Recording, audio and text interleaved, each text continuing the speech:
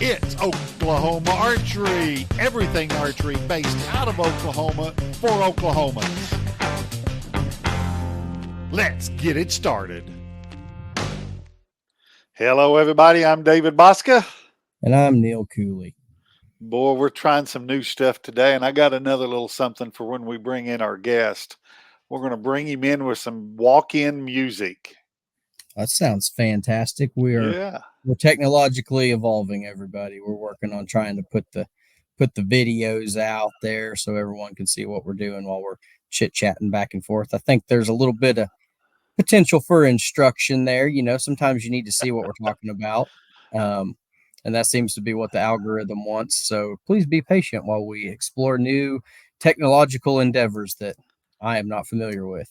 Yeah, and the buttons have been here the whole time. We just didn't know when to touch them and when not to touch them. Kind of like driving a rocket ship. You know, you just get into it and start pushing stuff and see what makes it go. Yeah, and the last thing you want to ever hear is not that button. Not that red one. Yeah. So it's the dog days of summer. You ain't kidding, man. We all need to be indoor shooting. Dave might be right on this one, you guys. It's either 90s or 100 degrees, or like the last couple days, it's wind's been blowing pretty good, so it knocks the heat down. But shooting outdoors, I mean, it might as well be a game of chance. You just put it there and punch it. Yeah, you can do that indoors too, but at least it'll be air conditioned. Right. At least you know when you missed on indoors. So that was fun. Well, we had a pretty busy weekend here. We're gonna go a little bit of recap over this what was it, June 15th and 16th weekend. We was at opposite corners of the state. We covered some ground. Well, let's cover your end first, just in case we don't have time for mine. we went westward. Everybody's been wanting the ASA to expand out east, and we got with Brian Moorhead out of the Archery Tech Center in Enid, Oklahoma, and he said he's got a bunch of land and a big old program full of archers. And we got them to host their very first ASA this weekend. Went off pretty good. I think we had just right at 90 or just a hair under. Had 48 the first day, and I think around 40 the second day. So had a good tournament out there. Got to fight the wind just a little bit. The lanes that's Enid. Yeah. The lanes were fantastic. They had them all in the trees. Took a big skid steer down each one. So I didn't find any ticks. Didn't get any sunburned, and the wind did kind of knock the heat down pretty well for us. So I know maybe for them next year, I think it could be something. Schedule them early in the year before the heat gets there, because we were in the sun, but the targets were all in the trees. So the layout was fantastic. We had a good turnout. Had a lot of kids show up and shoot that. So that was a that was a real good ASA. We've got one more coming up this next weekend. Be this weekend at Choctaw Archery. Let's go see Haskell and the guys for the last Oklahoma ASA qualifier. It's been a marathon of them this year, so it's the last one. We're almost to the finish line. Y'all finish it off strong. I shot the button this weekend, had a good day Saturday, shot 10 up, and took the same button on the same course the next day, and I think I was 18 down, something like that. I was in the low 180s, so a little more wind on Sunday. Might have been a little tired because we boogied just as quick as we could Saturday down to the Okie-Land This Ain't Vegas live jackpot finale. So we got to go cover that for Bryn, shoot a quick 30 arrows at a Vegas face. So I got my indoor fix in. That's pretty good. Pretty good news. Trying to thank Travis Keith. Congrats on winning the Bowhunter division. Lawson Vet, we got a little quick interview with him on the live stream. So congrats to him as well. The kids shoot off winner was Weston Chapman. So they had all three of them going there at the end. So it was fun. It was a big packed house for the first part of it. And people would kind of get eliminated and kind of filter out. You know, it'd been a long day. We were shooting for quite a while. So I appreciate everybody that came out. I know Bryn and Chris do as well. That was a great jackpot series they put on all winter. And hopefully next year we get it, finalized before June. But hey, sometimes you just need a little break and go shoot some indoor. I think Dave would probably agree with that. Yeah, where I was at, a lot of the guys were talking about running both places, and they asked me if I was running down there, and I said, "Nah." Wife was in Ada. She was showing some horses, and I was going to have to swing by there and help her out, so I didn't even want to consider going down there, but I sure would have rather have been down there. What tell everybody where you went Saturday and what you were doing. Oh yeah, we got up early in the morning and we headed off down to McAllister, Oklahoma. They hosted the USA Archery State Target, which is a 72 arrow shoot, a 720 possible score, 50 meters, which is 54.5 yards. You stand at one spot and you just fling arrows, seemed like all day long. It was about a 4 hour shoot. Um, it's a little more regimented than a lot of shoots, but it's got its reasons, and I like it. It just I'm gonna be honest with you, I wouldn't want to do that shoot every single weekend.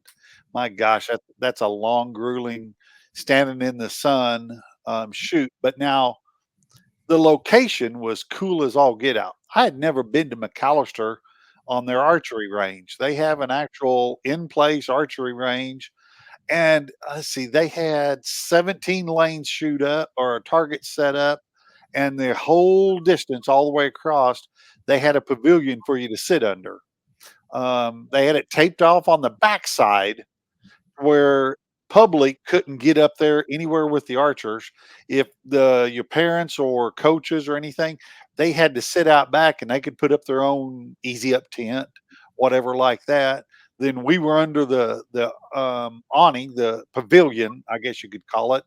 It's kind of like a pole barn setup, but it was all covered. And then in front of us, I would guess it to be 5, 6 yards. They had an equipment line drawn on the ground and signs up on the end of it. That was for your equipment. And then in front of that, 4 yards was a waiting line. And then in front of that, approximately 3 yards was the actual shooting line. And then you had your target stake right there in front. And then down the road was the target. And then they had a full um, wall built. I would guess it to be 14 foot tall, maybe 16 foot tall, made out of railroad ties so that nothing could go past it. And if you missed, you possibly could hit it. It was probably, I guess, 80 meters back there because there was some of the recurve shooters that were shooting 70. So I would guess the wall was 80 meters back. It It's was, always a cool event where you know the recurve shooters are going to shoot farther than the compound guys. Like yeah. that always kind of interested me as a different format, something to kind of ponder on.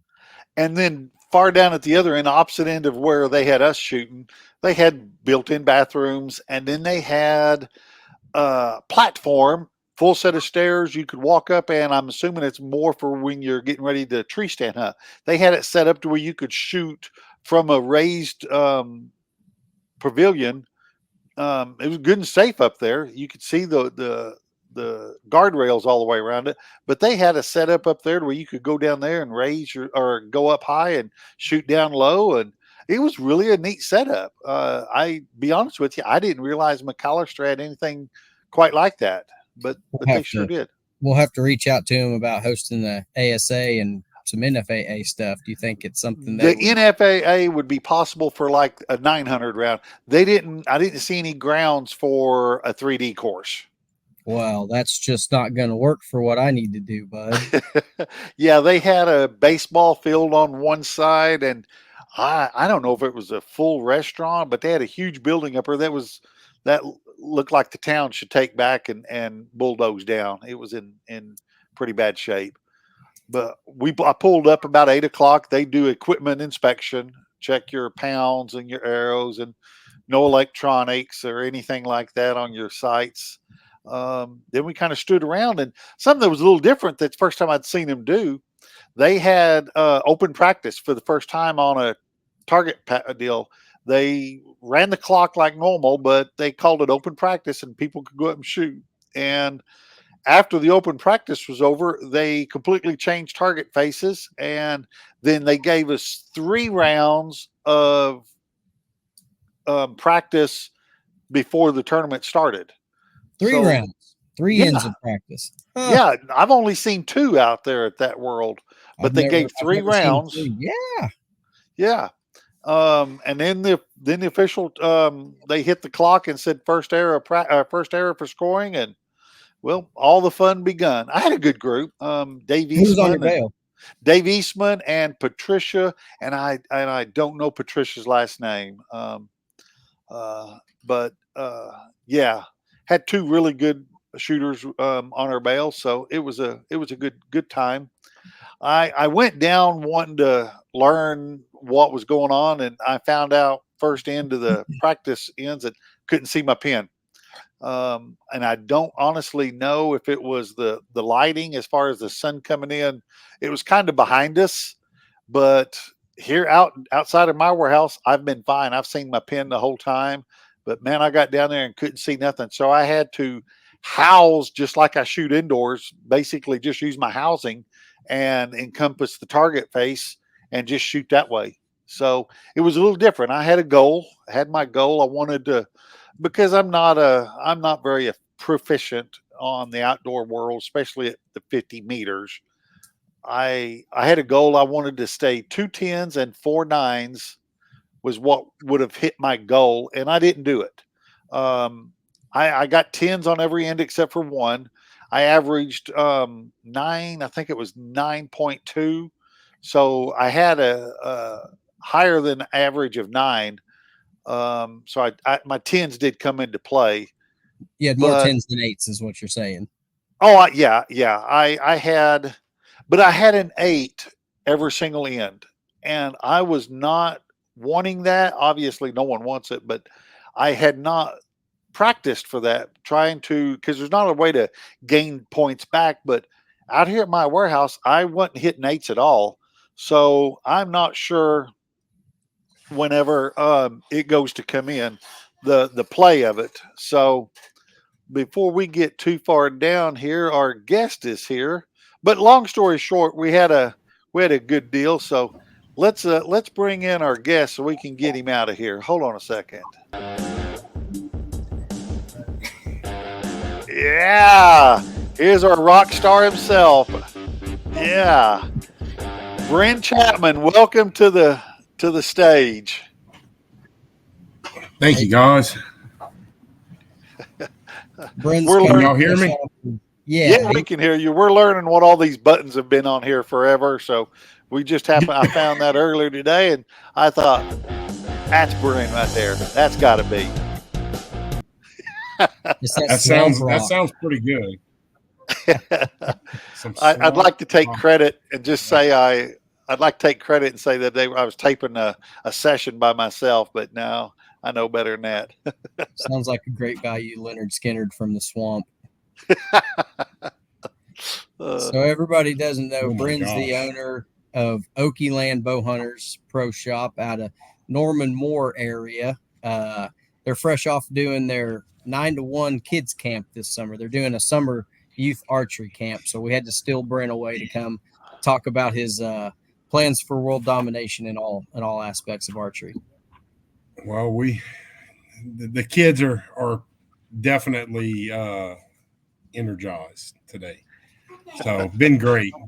It's been a great week and a half so far. The kids, I love doing this with the kids, working with them, seeing them grow.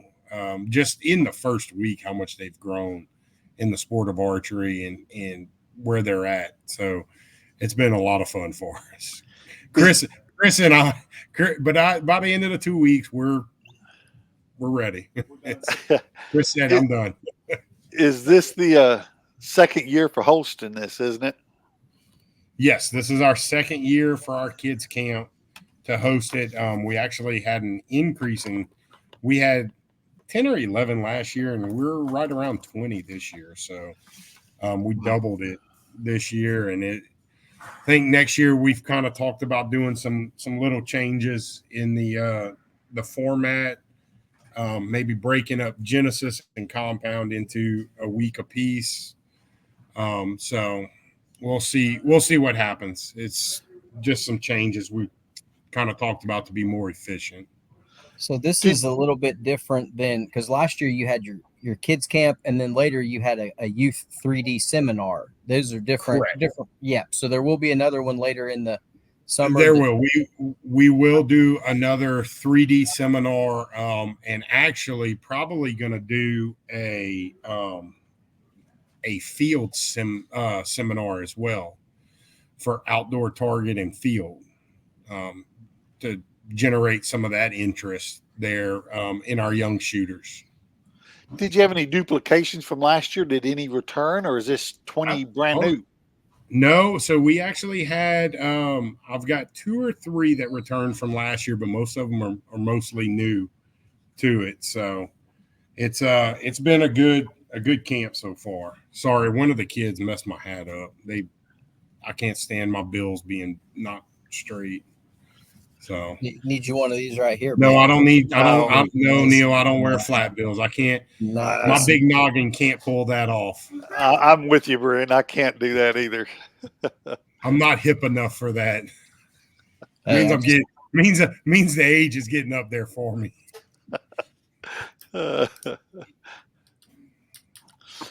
Let's just let the cat out of the bag here. I know we've kicked around and discussed it in whispers behind closed doors, but Bryn's got him a new job promotion. He wants to take on a little bit more for the guy that already does a lot for archery, putting on the tournaments and the jackpots and helping me with the ASA, and just couldn't kick your feet up and relax anymore. So Bryn is going to be your new NFAA. Is it Oklahoma rep? NFAA state director for Oklahoma. There it is. State director for the Oklahoma NFAA. So let's see. We've got on this podcast here, we got the NFAA state director, the ASA state director, and that just means I'm friends with a lot of people that's got clout. That's right. That's exactly. I don't know how much clout I actually have. I mean, Neil's got a lot more clout than I do. It appears. So we make the. I'm just here to support the cause. Is all I'm here for. Well, congratulations first, and thank you. We're glad you got it. I know that if people don't step up, we lose it. And then over time, it hurts shops. It hurts just the whole sport. So right, and Dave, you're absolutely right. You know, this wasn't something that I look. In all honesty, this isn't something I sought out to chase. I mean, I'll be honest. I was even asked, you know, would I put my hat in for the ASA state director when there was changes being made, and you know, at the time, I love ASA. I love shooting 3D, as everybody is well aware, but it wasn't something I felt like was either the right fit for me, or more so just wasn't the I thought there was better options out there, and you know, there's some history with ASA and myself, and I think for the transition it was better for Neil. Honestly, Neil's done a phenomenal job, and and I'm going to say this, and Neil hasn't ever heard this yet, but kind of inspired me to do this. Watching Neil do it, and what he's done with the ASA. You know, me and Neil, good friends. We've had a lot of talks, a lot of side talks about things to do, and Neil has done a tremendous job. And so watching him it kind of encouraged me to, when the opportunity arose, that this was something that I felt like God was calling me to step up and help out. You can see my little one back there. He's starving. So, but jackpot shooters ate all the kids' camp snacks. That's right. All the jackpot. I'm calling the jackpot shooters out from Saturday.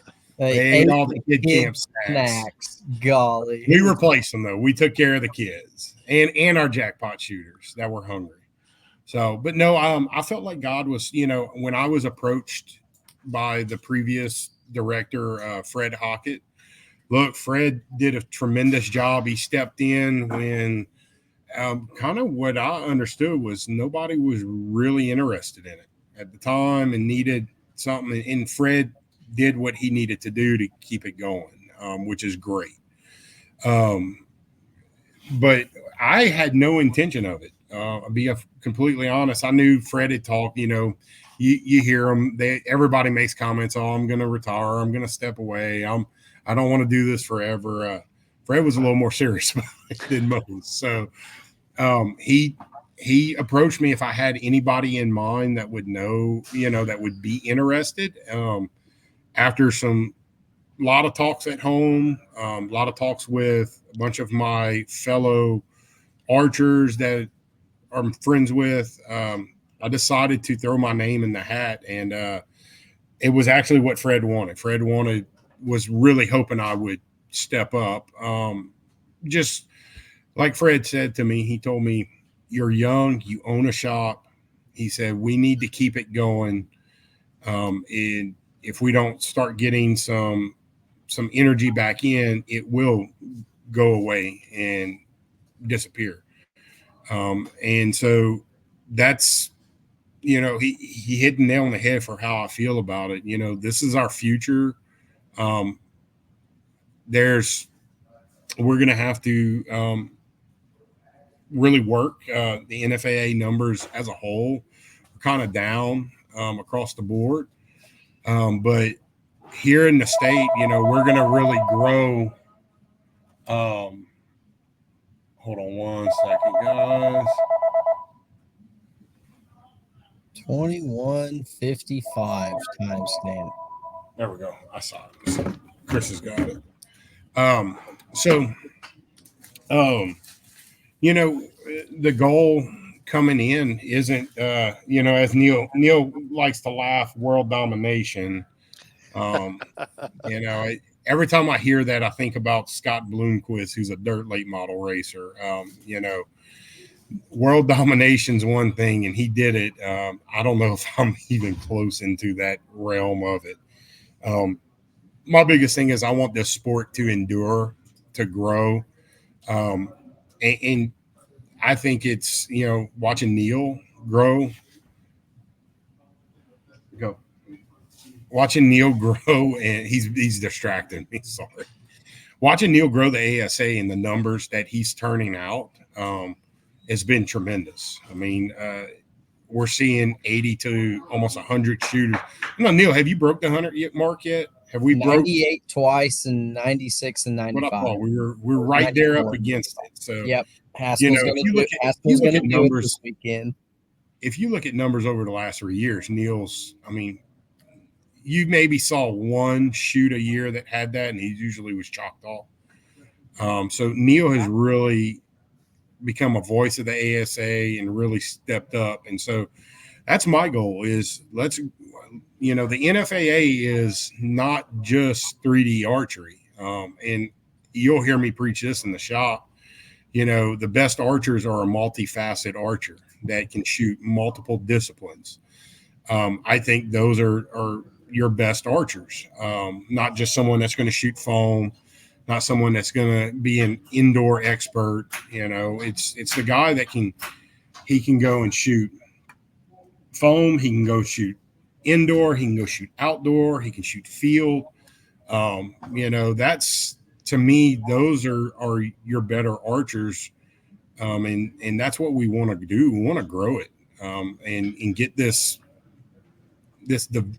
group back up. The OSAA is part of the NFAA, the Oklahoma State Archery Association. This weekend we have our state unmarked 3D championship at Wagner. And so, that is an OSAA membership shoot. You only have to have the OSAA membership to shoot in it. So, I'm hoping we can generate some numbers and boost the numbers and start seeing some uptick in shooters. Do you plan on having anything NFAA shoot related outside of the OSAA, something that you can set up and do yourself? So there is. So, you know, we'll back up and cover this. So the NFAA mandates the states they have to maintain 3 shoots a year. State indoor, state field, and state outdoor are the 3 NFAA. You have to be an NFAA member to shoot them. And then you usually have a sectional in indoor and a sectional in field, and I believe a sectional in outdoor as well. We usually have. Those are NFAA. If you're going to shoot in those, you have to be an NFAA member and an OSAA member, which is really easy to get. You can, when you buy your NFAA membership, you can opt for the state. Boom, it's done. The state gets their money sent to them automatically, and you've got your membership across the board. And I think Now, tell them real quick, Bryn, that gives them, just so everybody knows, when you buy this membership, that gets you into 6 state championships across the year. Correct. Indoor, field, target, known and unknown 3D, and the state broadhead. So it's Correct. a very cheap membership, and these events, like ASA is $30 to shoot 20 targets. I think the OSAA are $20 entry. I believe it's 20. I know we talked about some increases here and there, but it's usually not more than $20-$25. Yeah. So $170, $180 gets you 6 state championships a year, right, plus anything else you shoot that the NFAA sanctions. And look, there, you know, Chris says this all the time and makes a great point. These are state championship shoots. These are record book shoots. They're going to go in the record book. And so if you win one, you are a state champion. It's not just, oh, you won this tournament. You're a true state champion in that facet of archery. So Chris has won several state championships in it, in the NFAA, and shoots a bunch of them. You know, he goes, we have a shooter of the year aggregate that also. So on top of those 3 NFAAs that I mentioned, indoor, field, and outdoor, the OSAA hosts the state marked 3D, state unmarked 3D, and the state broadhead tournament. And am I missing one, Neil? No, there's 6. No, 6 and plus then aggregate. Typically we have a sectional. We will have an indoor sectional in the state, as well as field sectional will move. It rotates throughout the region. So this year was in Irving. Next year will be in Louisiana. I foresee maybe the following year Mississippi, and then back to Oklahoma for our sectional, for us to host the field sectional. I honestly would love to grow those numbers where they say, hey, Oklahoma, y'all need to have y'all's own field sectional. You know, it may be something that in the future we can do. That's just going to be some discussion up above and us at this level. So that's 8 shoots a year that they only have to leave Oklahoma once for one field. time to shoot. Correct. Now, if you do outdoor sectionals, excuse me, I'm still getting into the saddle of this. Outdoor sectionals, I'll have to check and see. I think it's held. Usually, it's down in Texas. I've seen it, but you know, look, the Texas ranges. If you haven't ever traveled south of here, Texas has some really good ranges. I'm gonna tell you, Irving field range, I thoroughly enjoyed shooting it for sectionals. It was a blast to shoot. It's got some uphill, some downhill. You know, shooting field it's not an easy. You know, you shoot on a typical round, it's 14 targets. And for a half round, usually we shoot a full round of field and 2 half rounds. We shoot a half round of animal and a half round of hunter. It's a lot of arrows. You 4 arrows per target in field and hunter, and then 1 arrow per target on the animal round. So hopefully, if you hit in the kill zone. Neil looks like he may hit some, have to do some walk-ups on the animal round. No, I'm talking about my good buddy Jeremy Balderrama. Whoa, now look, we're not going to call Jeremy out, even though he didn't come to field sectionals this year. I know, he missed out. Yeah, he missed out. Is there any chance the NFA would be able to sanction this Chris Sanders Oklahoma Outlaws? Well, so look, the NFAA is an organization that has bylaws and constitutions. So does the OSAA, and so a lot of this stuff has to get voted on and be brought up and presented in the right way. I have some ideas. Texas does a phenomenal job with a shoot across Texas. SIAT is SIAT. SIWAT. Shoot your way across Texas. Shoot your way across Texas. They do that with indoor and field, and I believe outdoor as well. So this is something we're looking at. I've had some conversations with Jay down there, the Texas state director, and something that I think Oklahoma, we have enough archers that we could support something like that.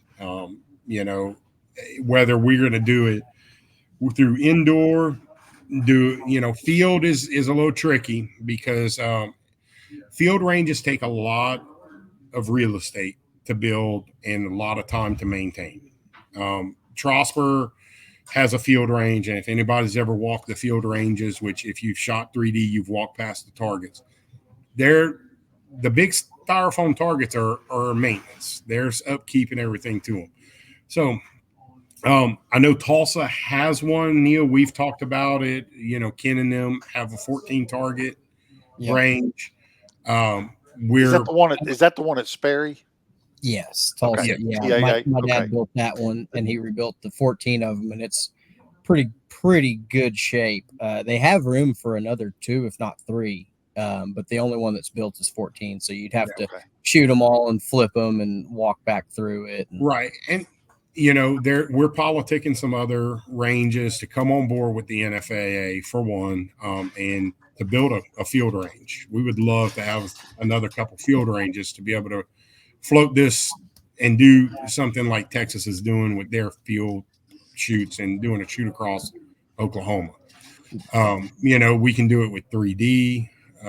So there's a lot of opportunities there.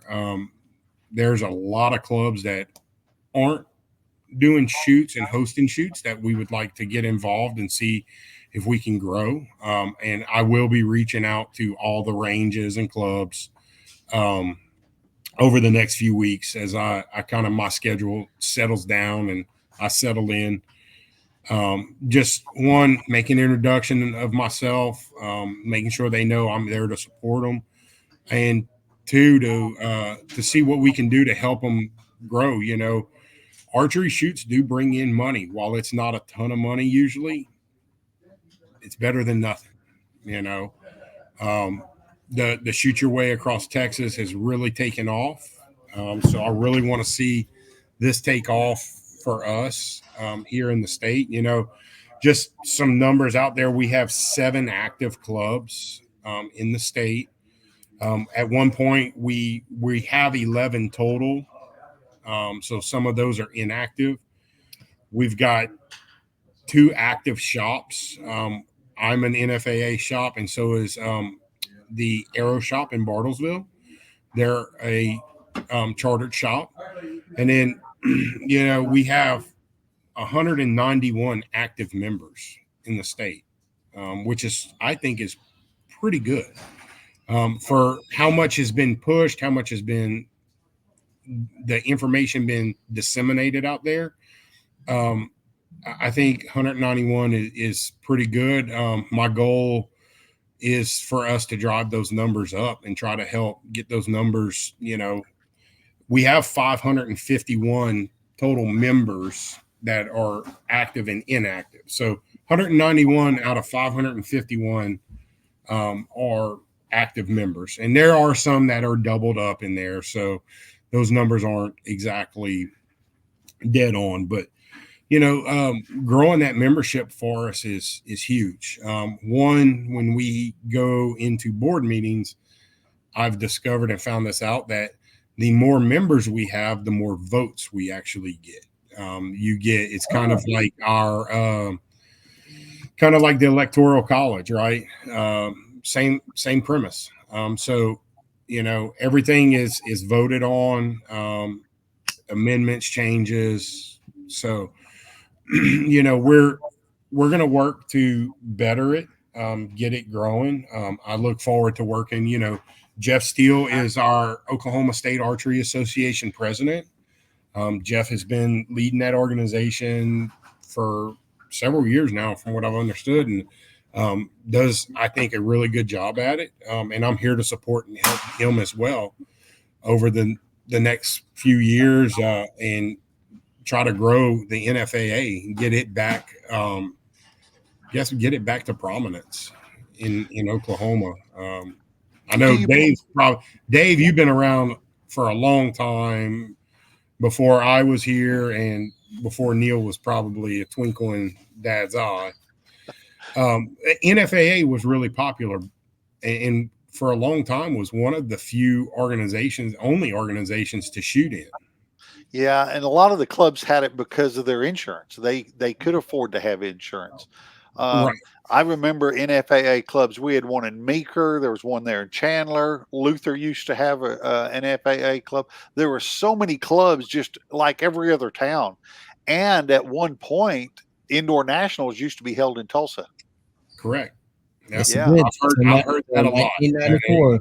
Yep. Let's shed some light, especially with them coming out with the Chicago announcement.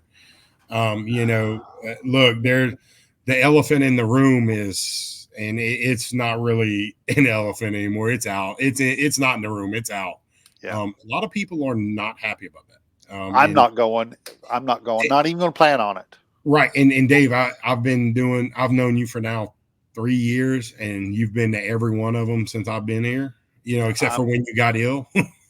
And to say a year out that I'm not going, that's right. I mean, I zero interest at all to go up there and to that part of town and to that time of the year or anything. So right. I think it's, look, I honestly think Vegas threw a monkey wrench into everything. The backstory on Vegas is, look, the South Point basically approached Bruce Cole and them and said, y'all have to move it. We're overbooked, overstaffed. Y'all are overflowing here. So that's a good thing. It shows that growth is happening. People are showing up. I mean, there's nearly 4,000 archers that showed up for Vegas this year. And so that's really good and really bad, because the venue that they're moving it to did not have availability at the time that we are used to Vegas occurring, which is usually beginning of February, end of January time period. So that threw everything. Vegas used to be in March. It moved to February. They're kind of going back to the way it was. But I'll beat my own drum here since you're on this podcast. We need to get an amateur senior class in Vegas. That's all I'm saying. Well, unfortunately, with the Vegas shoot, that is, yes, it is run by the NFAA, but it's run by the NFAA Foundation, which is it's different. So I didn't realize that. I didn't either. So it is, while it is run and governed by the NFAA, it is its own entire entity and shoot. It is not like indoor nationals is. I believe also the Rushmore Rumble, it falls into something similar. It's its own entity outside of the NFAA as a whole. I could be mistaken. This is just what I've read and what I've discovered in the last few weeks, really delving in and getting my feet wet with it. Because, look, I'm going to be honest. The number one thing I've gotten, I've already been hit up 3 times. Hey, can y'all talk to NFAA about having female division at Vegas versus in the flights? So in the flights, females shoot against males.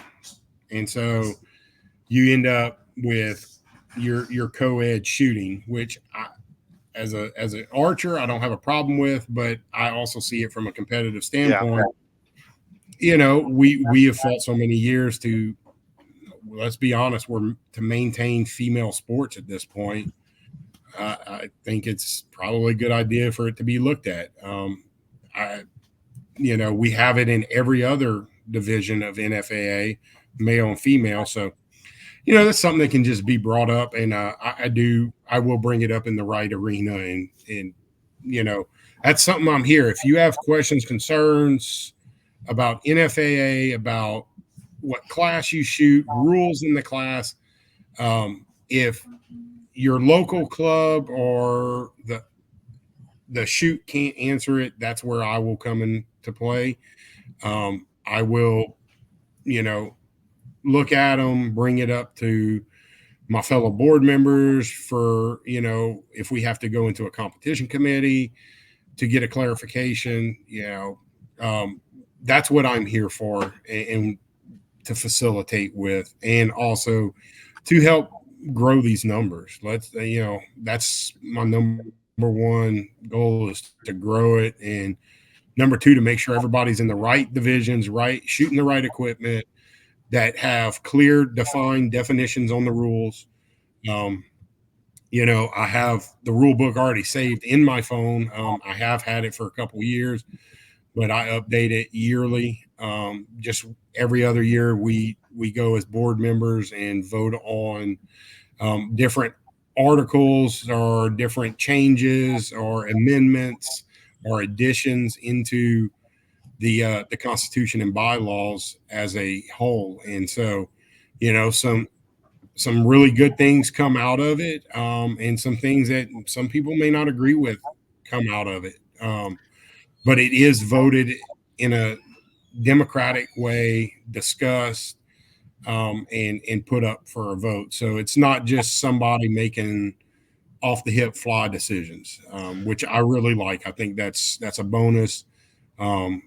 The NFAA has, like I said, been around for many years, and we want to keep it around. And I'm excited to be a part of it right now. So what you're saying is if we would propose a bylaw change, state level or national change, to where all shooters must be shooting white PSE bows, you're the man. Yeah, I can tell you, I probably wouldn't. That one would probably die real quick. You're not going to fall on that sword. I can't fall on that sword shooting white PSE bows as well as they shoot for Mr. Boston.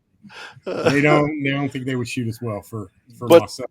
But the problem with as well as they shoot is this comes into play. I'm shaking the trigger. That comes into play, and then, well, so much for that. Right. And that's one of the things I talk about, the multifacets of archery that NFAA provides in competition levels it's out of this world. And there's a lot of instruction, a lot of good material there and good shoots. And I feel like there's something, even if you're not into shooting dots, there's foam to shoot. And if anybody has shot ASA and then gone and tried to shoot just center 12s on every target, it is a challenge. It's not as simple as you would think. We programmed our brains to shoot uppers and lowers, and I've got to hold center IBO. Things happen, and I feel like it's not as easy. So, there's a lot of benefits to the NFAA, and we look forward to working with our other organizations to make sure that we fit everything in a year. I can tell you, just in this last year, archery, the amount of archery we're doing in this state is out of this world. I'm looking at this Saturday having to go shoot an ASA and then also go shoot state unmarked in Wagner, which is two different styles of shooting. Everybody that knows me knows I don't judge targets. But I'm gonna go and support the OSAA in this and shoot, and I think it'll make me a better archer. I'm hoping, my goal is to not miss a target. That's my goal going into this, is to not miss a target judging. So we'll find out. You already ordered some more arrows, didn't you? They'll be there Monday. I am taking a dozen arrows to Wagner. And is it your same 27s or is it a different arrow set? No, I'm actually going to take my field bow with me and shoot the skinnies and pray that I just find foam majority of the day. And like I said, this is going to be my first time to shoot it. Wagner has a really great facility. So I really look forward to, I haven't had a chance to make it out to Wagner for any of their shoots. You've never been there? Never been to Wagner. Oh man, Wagner's one of the best. You can hear it all. I've heard that from several people inside Oklahoma and outside that have shot Wagner that really like it. So, it's that this weekend's a weekend packed of archery, which look, we've said it that, man, wish there would be shoot this weekend. The goal is next year to have shoots every weekend strung across all the organizations, the NFAA, the ASA, and even USA Archery, and try to make sure that everybody knows where these shoots are occurring. And, y'all do a phenomenal job on the podcast and on the Facebook, making sure everybody knows what's going on archery related in the state. And that's huge. That helps us from the organization standpoint more than anybody could know. As a shooter, I would like to request that you two, which I know you will, you two and someone on the USA Archery side, sit down in December over a cup of coffee and let's get the shoots organized where all three of them aren't on the same weekend. And you know what I'm getting? You know where I'm going with this, everybody? Everybody that has last year here. Oh my gosh. USA Archery stayed in sectionals on the same weekend. We've got to get organized if we plan on growing the sport as a whole. And that's, yeah. I agree. I agree, Dave. Yeah. I absolutely agree. Me and Neil have had this conversation, and actually what we're going to need to do is get organized and figured out who's got what going before November, because in November is when we have the OSAA state banquet. That's where awards are handed out for all the shoots throughout the year. So, I know that's kind of, you don't win money with the NFAA in a lot of the shoots. There's going to be some discussion on that, especially with the Shoot Your Way Across Oklahoma. There's a possibility we can maybe throw in a Shooter of the Year fund. So it's going to be conversations I need to have with Jeff and them and the group on the OSAA board, and all the clubs to see. But organizing our shoots, really helps spread the archery out. I was the victim of having USA Archery State on the same weekend as sectionals, indoor sectionals here last year. I think having them both in the same town helped.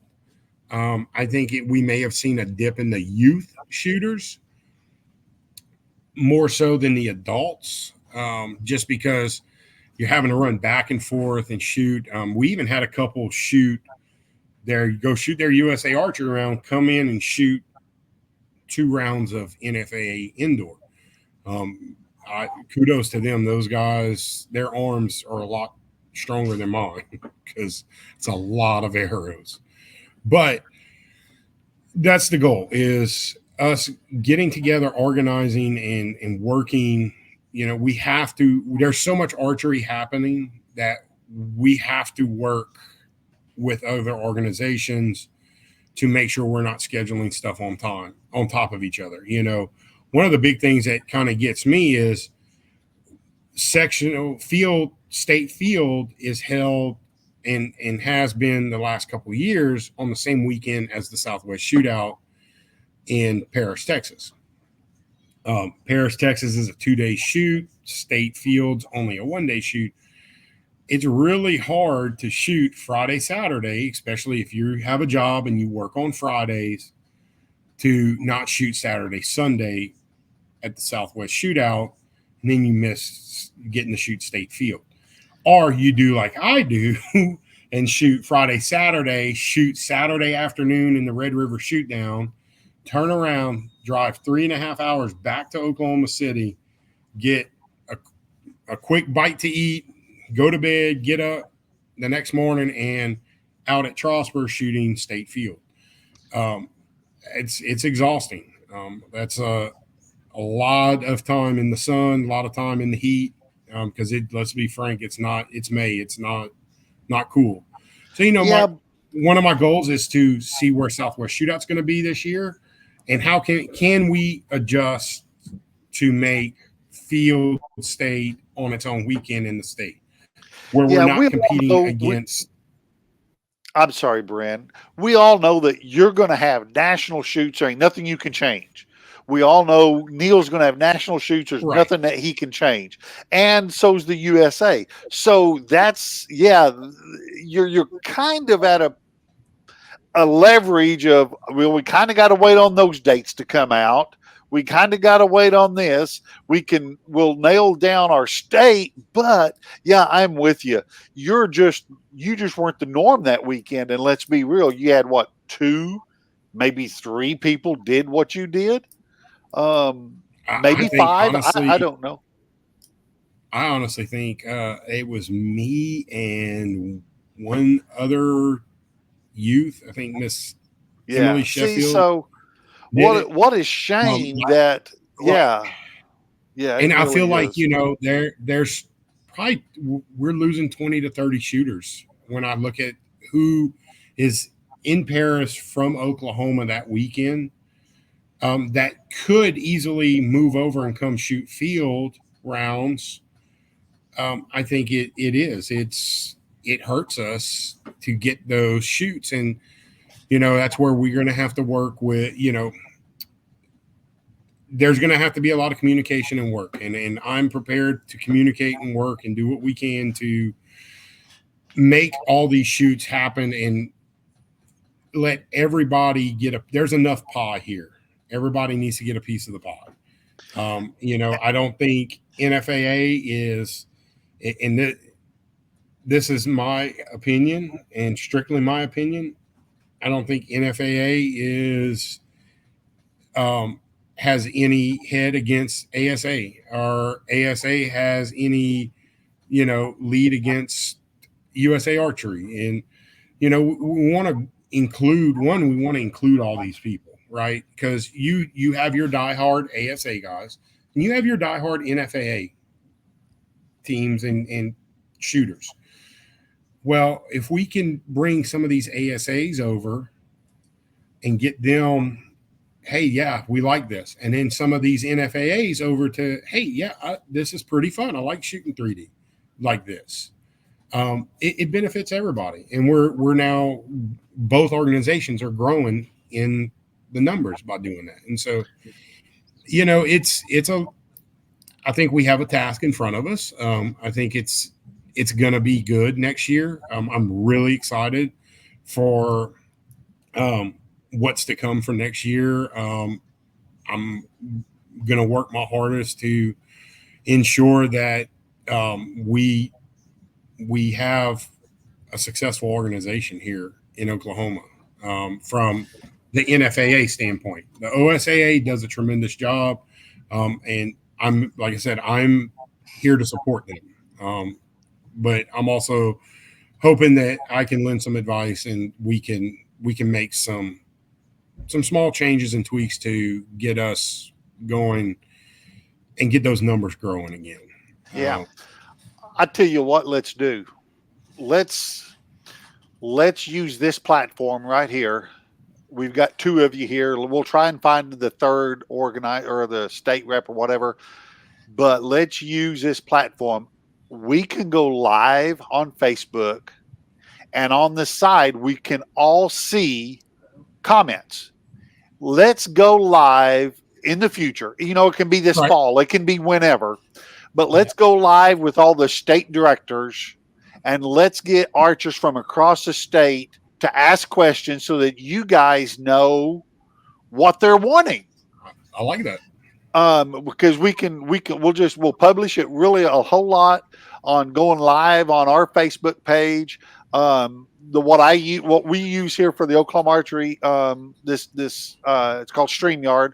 It'll go live, and we can have them type in questions.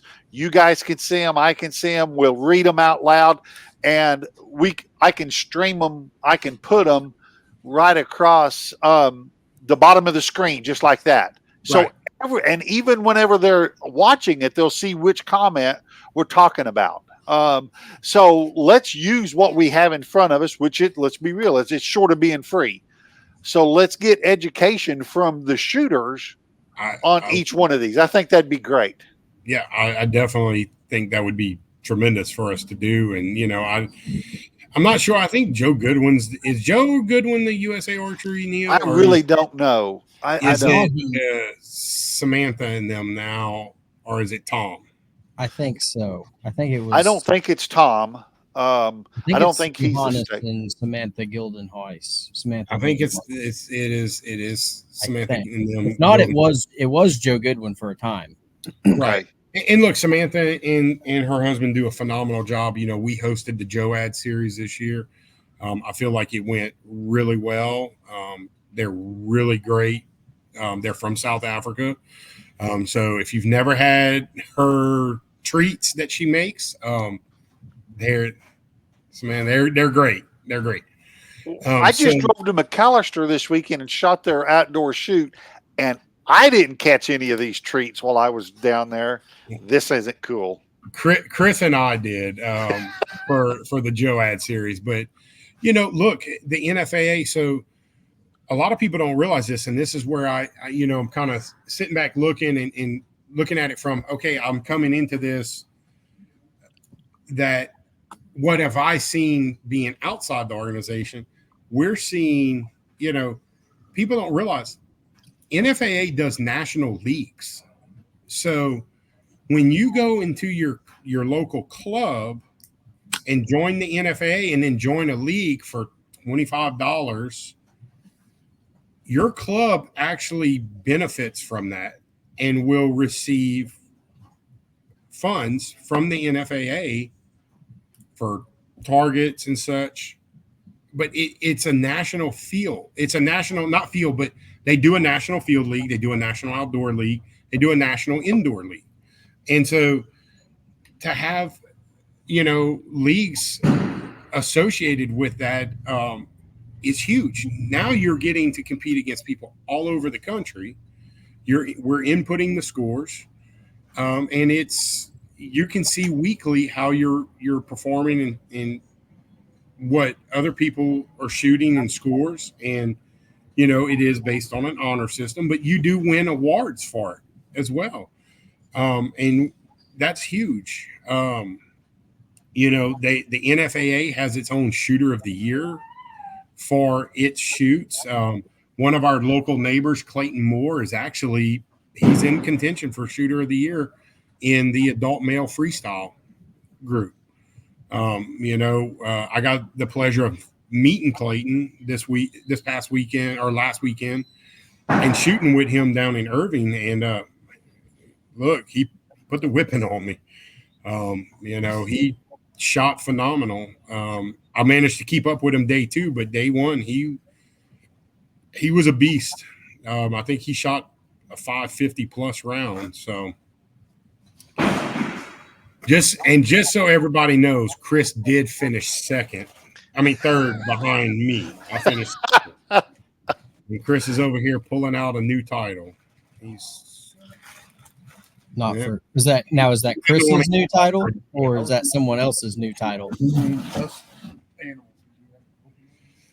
He's mad now because I told everybody he's thinking about Matthews.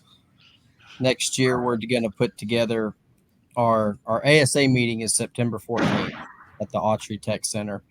We'll have dates hopefully by then after Coleman for the ASA Nationals because we expect those to change just a little bit. Right. We won't know the Paris date until then.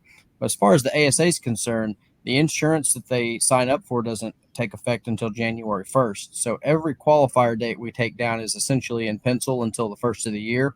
That puts us past that early November date where the OSA and NFAA dates are going to come out. And I think that this year we've got a little side project I'm working on. We are going to try to have partnering with the Oklahoma Bowhunter guy, Mr. Craig Griffith. He is going to help us put together a calendar that has all of the archery events. I mean, OSAA, ASAA, Deerman, club shoots, jackpot leagues, you name it. We'll put it on one place, and hopefully we can get like a digital copy or something to post to either the website, for the podcast, the Facebook page, something that we can pin somewhere so that any given weekend someone can go check this calendar and say, hey, here's Crowder Lake's having a recurve trad bow, self bow, longbow combination state championship. And it'll just be somewhere that people can go because, Oklahoma Bowhunter, they've got the freedom to promote archery across all platforms, whereas sometimes the ASA might not allow me personally those same freedom.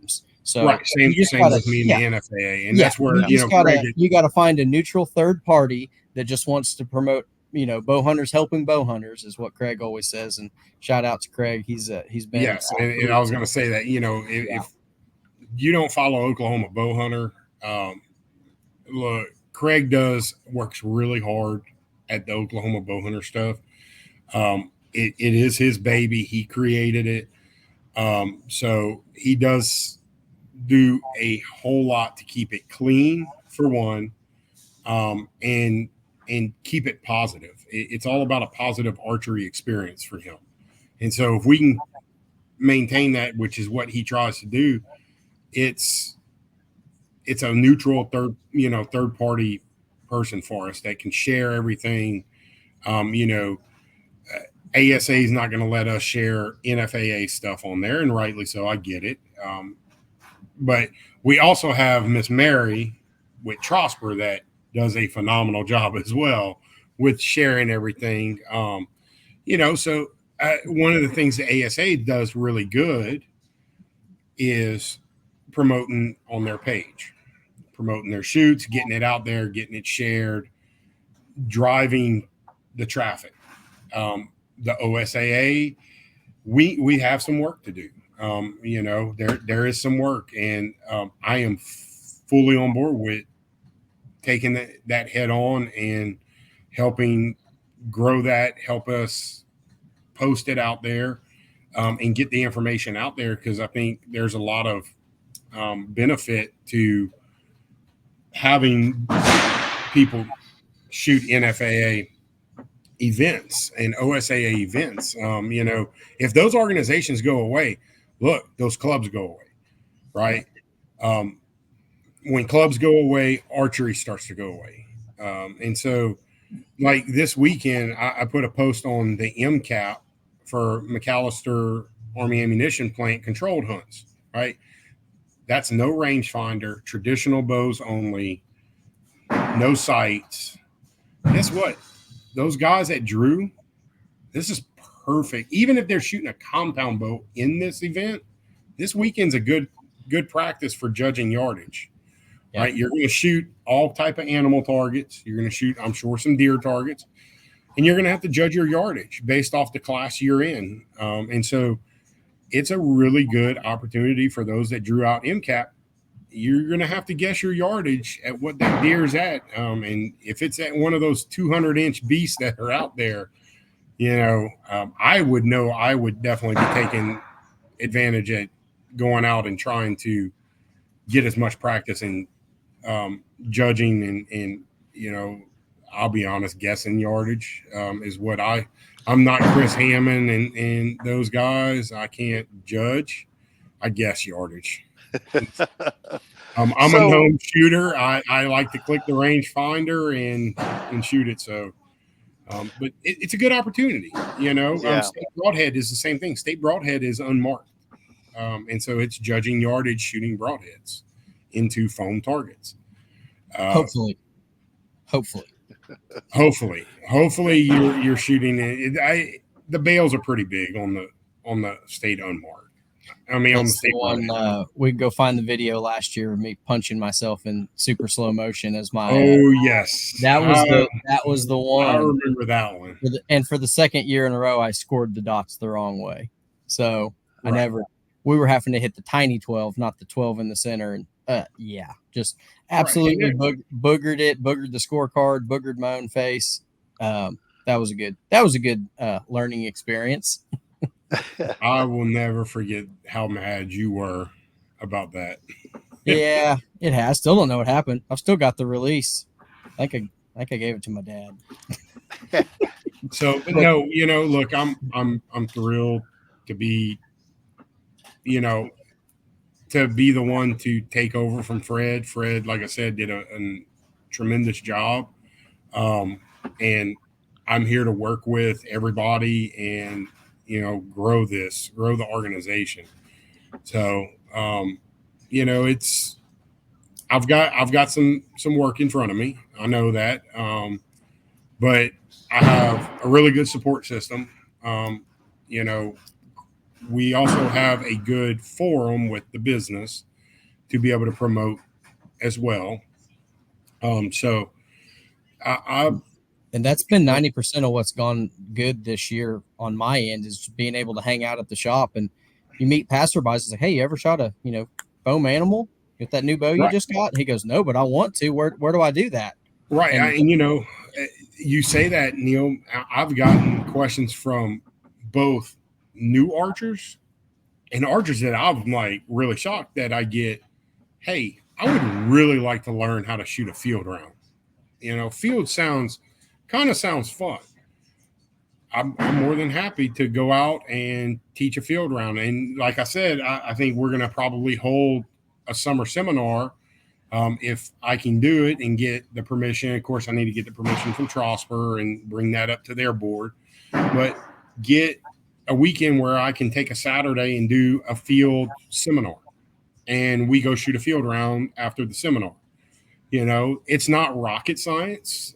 There is some rules to it that do bite people. Clayton Moore even admitted last year at National Field he messed up and scored 14 targets as zeros out of 28 because they made a mistake and didn't switch at the right target.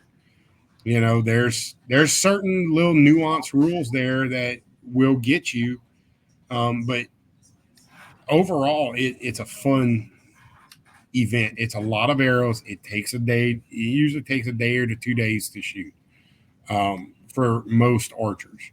So having a field seminar, also 3D with them is a little different than ASA.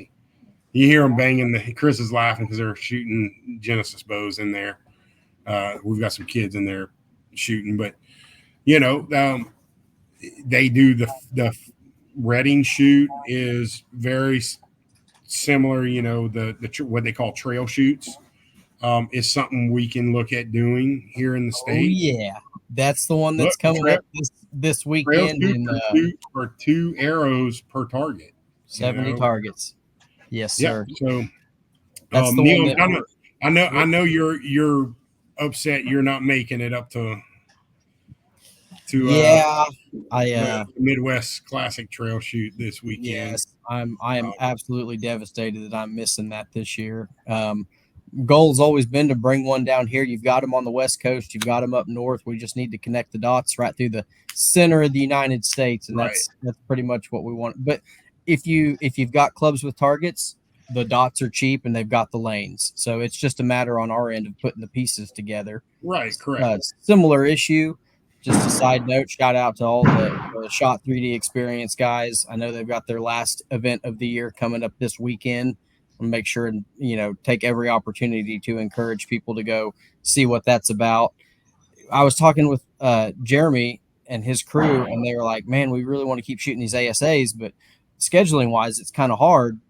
They came up with the solution that they're going to take one of their dedicated lanes and use it for an ASA qualifier next year at these different events they're putting on.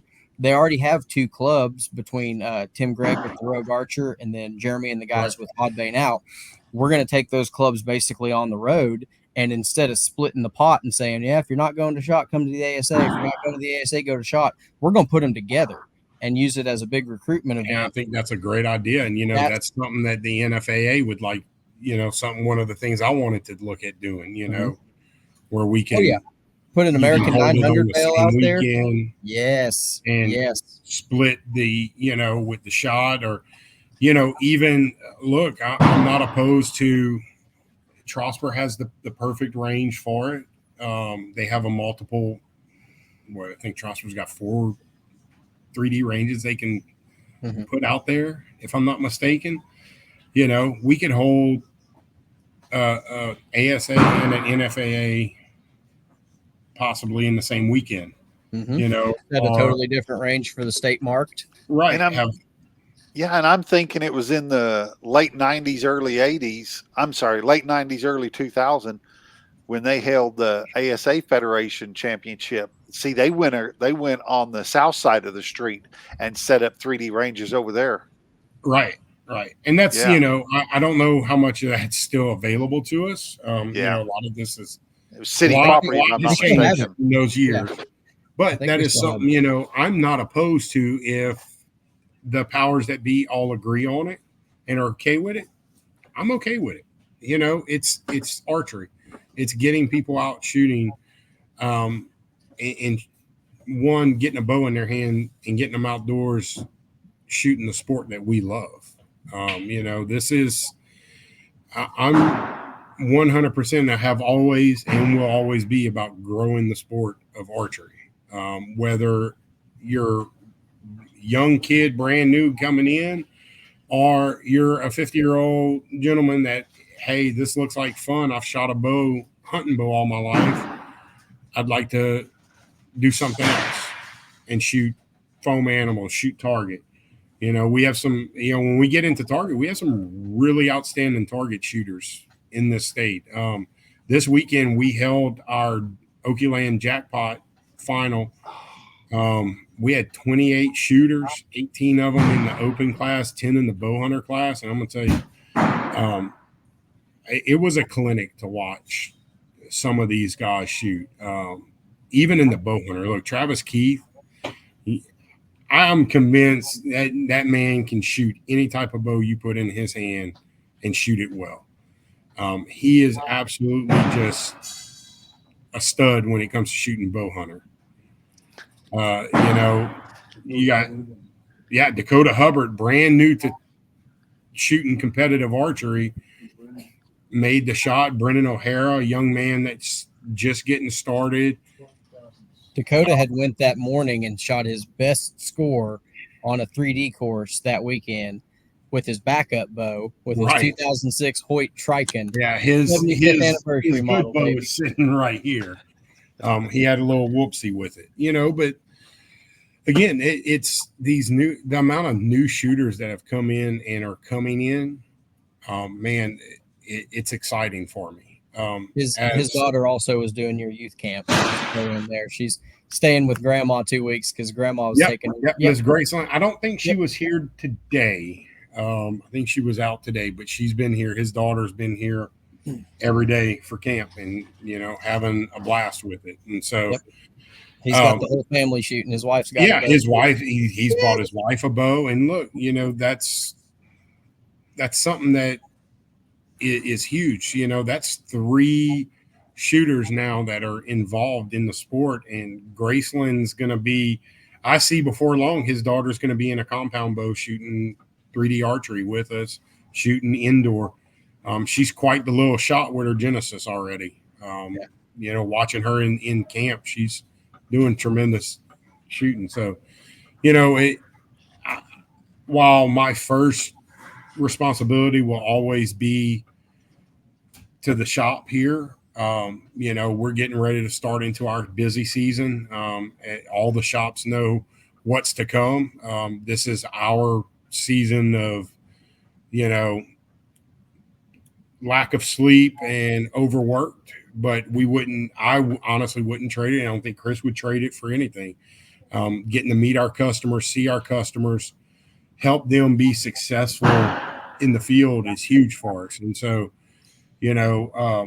taking care of the customers, whether it's getting a preseason tune done, getting new strings and cables put on, or buying the new bow that they've been wanting. That's what we're here for. And so I'm going to juggle double duty. And like Neil kind of laughed at it, like I don't have enough on my plate. It's something it's become near and dear to me. And so we're gonna make it succeed. And I'm looking forward to what next year has to come for archery in Oklahoma with all of our organizations, our clubs, and our shooters. Bryn, we really appreciate you taking on the extra, but something we always do with all the folks that come on here, and well, let's not leave you out of this. Why don't you tell us about your archery setup, your bow setup? Tell us what you got going. Not a problem. So I'm still shooting the Matthews titles. I actually have a yellow one that is my indoor 3D bow that I shoot at the ASAs and select, depending where I'm shooting. I may shoot it or may opt. I shoot a red Title 38 that's set up for field and outdoor target. But I actually do shoot it for some 3D, depending on. I really look at the wind and what type of 3D I'm shooting. ASAs, I tend to like to shoot big fat arrows. Shooting the Ultra 27s. I'm pro staff and sponsored by Ultra. Which look, I am absolutely astonished by those arrows. I've shot every brand of arrow, major brand of arrow out there. I'm not going to say every brand. Black Eagle, Gold Tip, all of them make a phenomenal shaft, but all of them I've had to knock tune. I've had to do some kind of extra tuning to make sure my spines were right and my arrows were grouping. Ultras are the first arrows I have not had to do that with. I have literally cut them, knock bushings in, fletched them, put points in, going out, shot them, and can shoot a 300 game right off the bat, have them group. Every one of them will hit where my pin's at. They're just a phenomenal arrow. So, I shoot the 166s on my red bow for field and outdoor target. Again, anybody that has shot those disciplines know that you fight the wind and you shoot a lot of arrows into the target. At field, you're shooting 4 arrows into a target, and there are some targets where there's 4 to a stake, and we're shooting, shooting 16 arrows into an X. That's a lot of arrows when you start stacking them in there. Same thing for outdoor target. You're going to shoot with multiple people. So shooting a 27, I'm risking getting it damaged a lot more if I shoot in those disciplines with big shafts. So I opt for the smaller ones. Now in the ASA and 3D games, indoor, I really like the bigger 27 shaft. One, I grab more surface area, so it does help me with lines and pulling lines. But like my yellow bow setup is 70 pounds, 80% let off. I'm holding right around 17 pounds of holding weight. And my 27s are flying 288 feet per second out of it. That's more than my whole draw weight. Well, Dave, I got a feeling that the days are coming. This year I've experienced shoulder problems for the first time in 24, 25 years of shooting. I have started to have to nurse a shoulder. Now, part of that is I changed how I drew the bow for part of the year, and it really aggravated a tendon. But, I tend to like to shoot 65 to 70 pounds. I will shoot 60 pounds on 3D on indoor with Vegas and especially NFAA indoor, the 5-spot round, just because of the amount of arrows that you're shooting. You'll wear your arm out shooting it. I shot my yellow bow Saturday for the jackpot shoot, and I can tell you by the time the day was done, I was sore drawing my bow in the finals in the shoot down. Yeah. It's a lot of. Chris is back here. Chris, Mister, I'll shoot 60 pounds for everything. My red bow's set up 65 pounds, 16 pounds of holding weight with a 70. I've got 75% mods in it. Both of them hold really good. They're both set up just a little bit different bar wise. I'm shooting Conquest bars on both. Hamsky rest on both. Achieve XP, the Achieve XP Pros with AVX 31 lenses and scopes and Doc's 5 power and 6 power lenses in them. So, my setups stay pretty consistent across my bows. I don't want to be changed up. I shoot the same release, shoot the True Ball Goat I shoot it 2-finger with a spring on the end of it instead of a regular barrel. I find the spring, one, keeps me a little more honest from punching the trigger because I can't feel the weight of the trigger. It's a constant, just steady increase as I pull through the shot. And like I said, it's the True Ball Goat. I also shoot a True Ball HBC flex, which when I'm feeling punchy on my trigger, I do shoot the hinge. But I will not compete with the hinge. I can shoot it. I can shoot it in practice, but when I get into competition, unless I'm getting freeze ups, that's the only time you'll see me go to my hinge, is if I'm freezing up and can't get the buttons to fire. I've kind of gotten used to shooting the buttons and knock on wood, got a control over that thumb and that wanting to punch it. But it's both of my bows shoot phenomenal. I've done really well with both, so I'll be sticking to them for the future. Right now, Matthews, the title, it's taken me a little bit to get used to and figure some things out. New bow. So it's there when you come out with a new bow, everybody kind of bounces, struggles. And I had my struggles early in the year. I kind of turned a corner right around January with them, made some changes to how I shot the bow, and it worked out great. So they're both shooting great. I look forward to I'll be hunting with a lift this year, with a lift 33 for the season. And then probably as well as an elite ethos for some of my hunting as well. The elite ethos it's become a really good bow. It's that axle to axle on it, and the way it's designed is just it fits a bigger shooter like me. That's one of the things I fight with at 6'5", shooting a 30.5-inch draw is finding a bow that doesn't feel like a toy in my hands. And I still get it with the 38s. People tell me I make those bows look small. I'm hoping, that there's going to be a bigger bow come out from Matthews in the fall, in the target line that I'll be able to jump on, and I think me and it will get along really well. So, yeah, we're trying. He is going to end up with a black and yellow. Well, Bryn, we appreciate your time very much. I know it's important. That boy of yours is probably wanting a hamburger by now. So, um, Yeah, he's wanting Chinese. He wants all right. barbecue is what he wants.